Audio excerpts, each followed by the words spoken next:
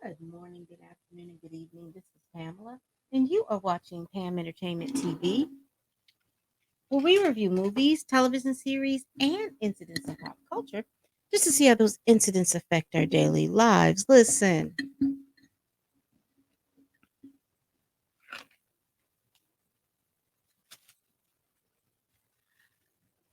just wanted to come in. I wasn't going to talk about this story because initially, what the information that came out about this story, I was like, oh, okay. I hate to hear that's what's happened. But again, I wasn't going to talk about this story because it was like, okay, initially, um, so let me tell you what I'm talking about.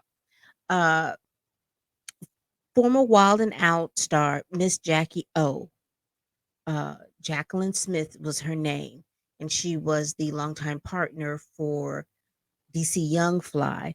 Passed away on May 31st,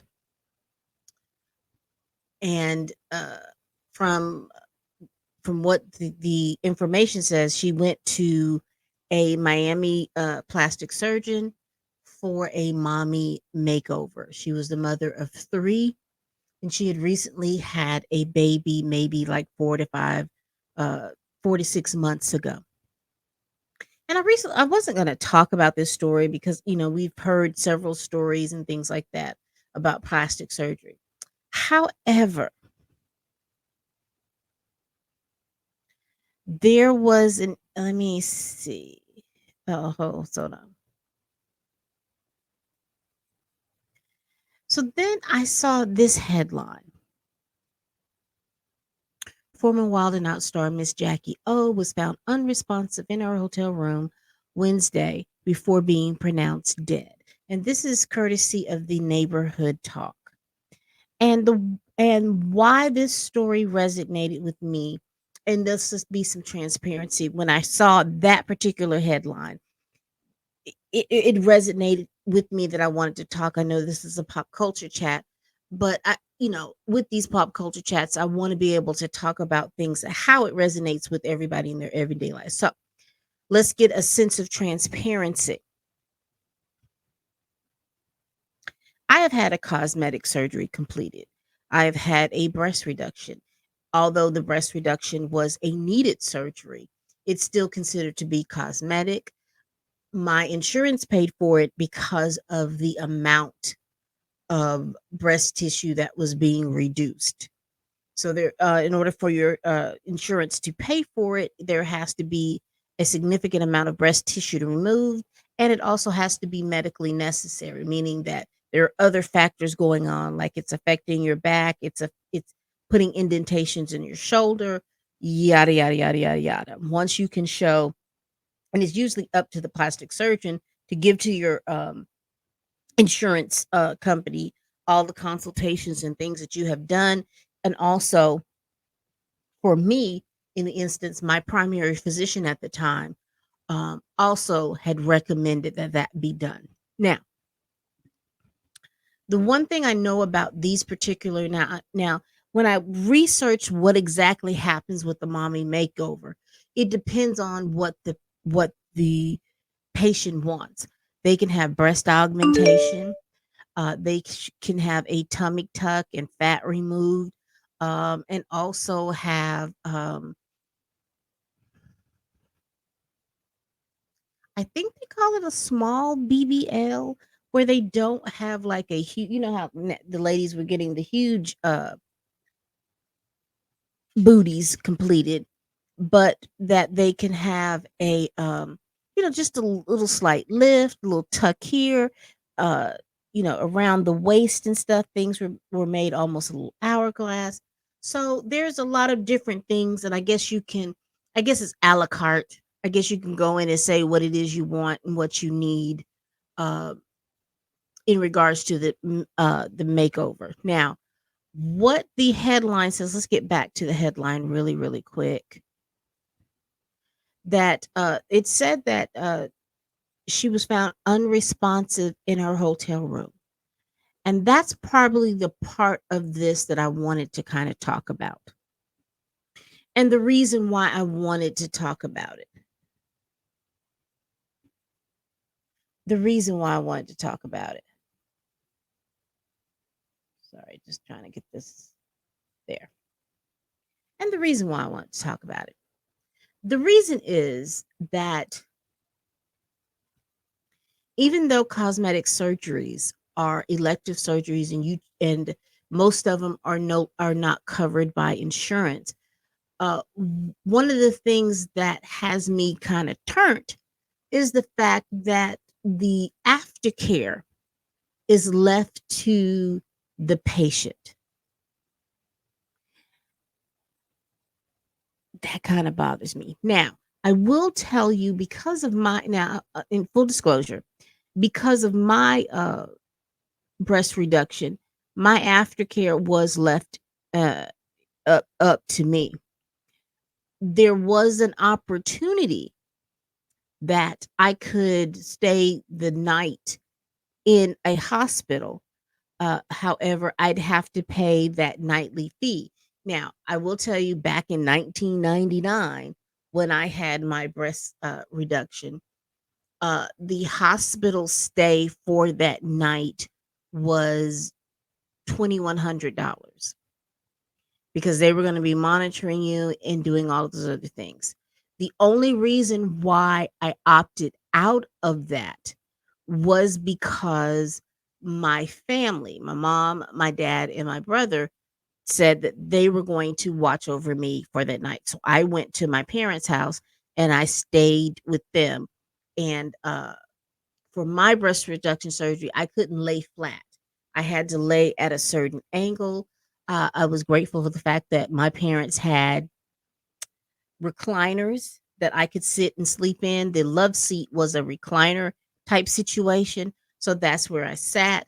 Uh, they all took shifts for that first 24 hours, making sure that I was okay, that I wasn't in pain, and all these other different things. So I had people to look out uh, for me.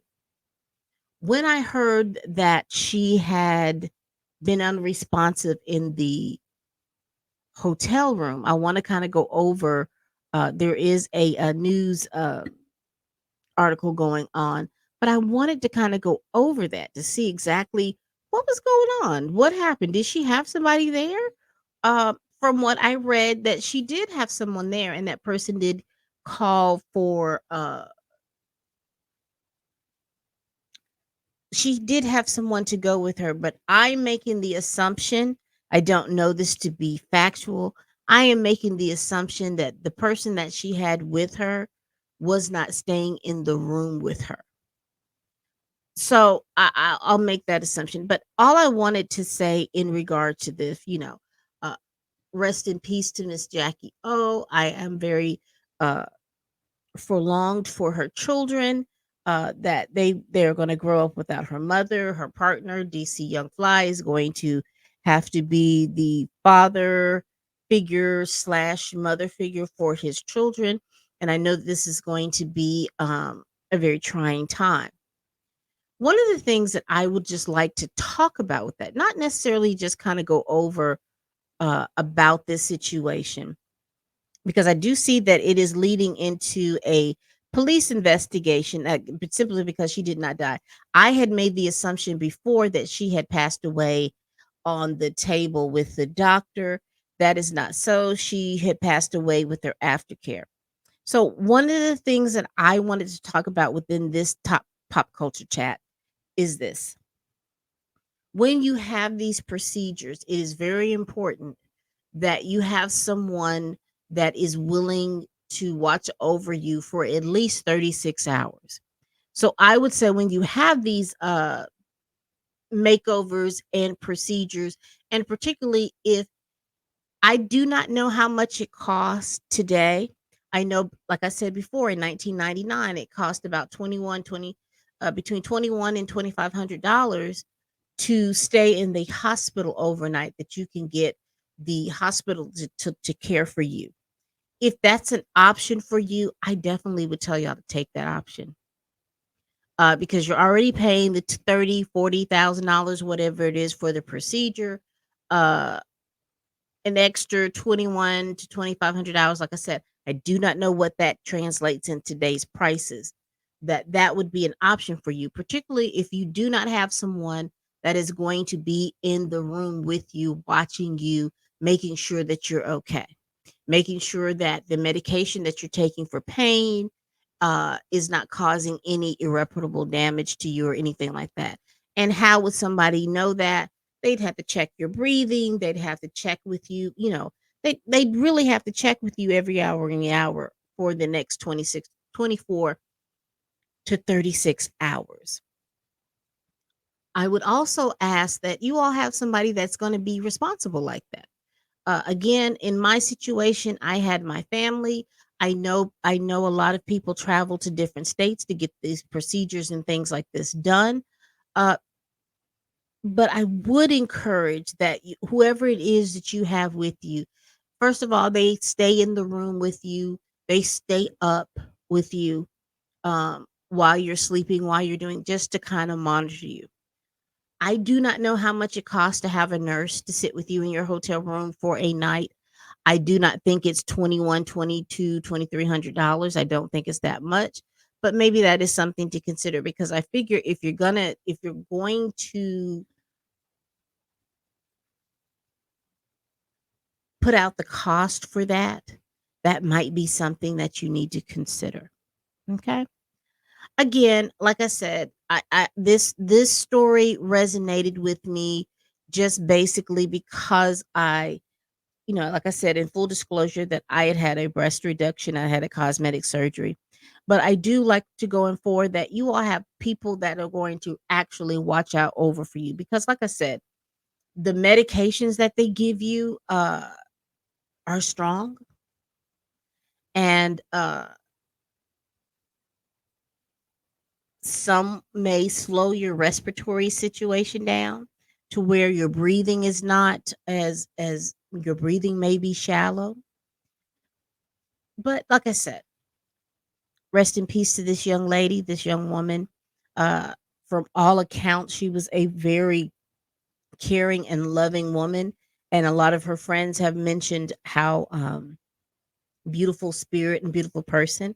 I'm not here to dog her out or anything like that. All I am is encouraging is if you're going to get these procedures, not only is it important to know your doctor, research your doctor, uh, go through any type of because nowadays you have Yelp reviews or there's a place where you can go to get reviews on your doctor. When I went, I asked because I researched my doctor. I researched several doctors, so the doctor that I chose what I researched I was in line with. And also when I went in, like I said, this was in 1999. I asked the staff, were there persons who had completed this any type of cosmetic surgery that would be former patients that would be willing to talk to a prospective patient. And in my luck, I had two patients that went previous before me. One had a breast reduction, the other one had a tummy tuck. And they talked with me and they explained their procedures, what their recovery time was, uh, who they had to look after them, and what they thought of the doctor doing the surgery. So I only had two. So, like I said, back in 1999, all I was able to do was give them a thank you card. I had the doctor's office forward the thank you cards that I had written up to them. And, but it is good if you can get as much information as you can about the doctor. If there's a way that you can contact any persons or patients that have had surgery by them, or any of those things. Those things are important, but just as important it is for the surgery to take place, and the surgeon, it's also so very important to have quality aftercare. I'd say if you're someone that doesn't have a anybody that can assist you, I think in that cost, ladies, gentlemen, go ahead and add that cost of getting maybe a hospital, or if you could get a nurse to sit over with you while for the first 24 hours. I think that's a cost that you need to add into the whole situation in regards to procedures. It's just a just in case kind of situation because, like I said, you do what you need to do. I am not here to shame anybody for having a cosmetic surgery, but I am encouraging that once you do your research about the surgeon, you also do your research about aftercare as well and what that aftercare encompass. All right? All right. We do this every week. And again, if you like what you see it scrolling down on the screen, help me get to 1,000 subscribers. So please like, comment, and share this video. And when you share this video, let them know, let them know, let them know, let them know that you enjoy the content. I don't know exactly how the share button works as far as how you share what your opinions are of the content. That's why I ask that you leave it down in the comment section.